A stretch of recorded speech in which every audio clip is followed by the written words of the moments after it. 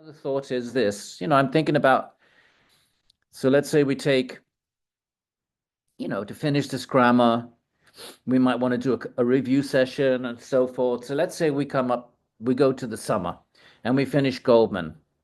I'm thinking about how to continue, and I'm inclined to do some Sanskrit reading with you all.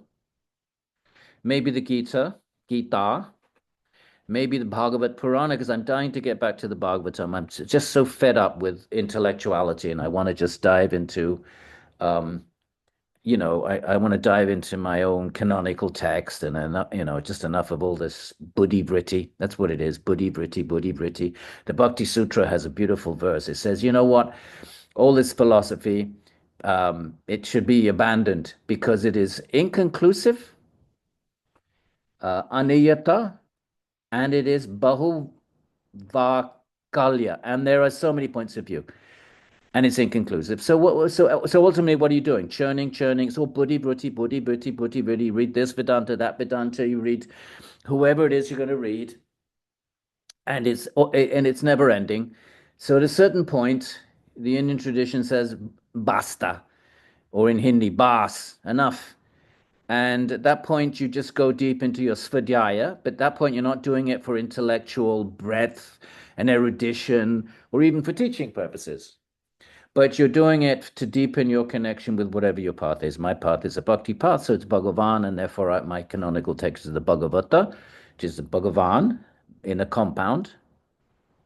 So it's Bhagavata Purana. So I'm inclined to read some Sanskrit with you, except that the Bhagavata Purana is rather difficult.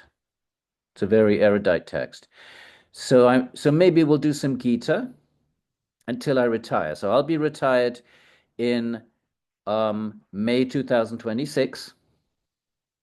And once all the academic pressure is off, then we can go through a Klujkar. I think we should do some reading together so that you get some confidence and you're really doing it. And, you're getting some, not just grammar, grammar, grammar. We'll do a few months until, so let's say we go on till the summer with Goldman, right? Because we're on 14, so we have 7 more chapters. So 2 weeks, so that's 14 weeks. So right there, we've got, 4 months.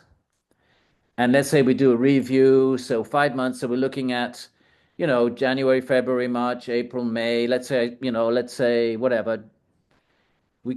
Let's just say summer to be safe. And then we can start some reading.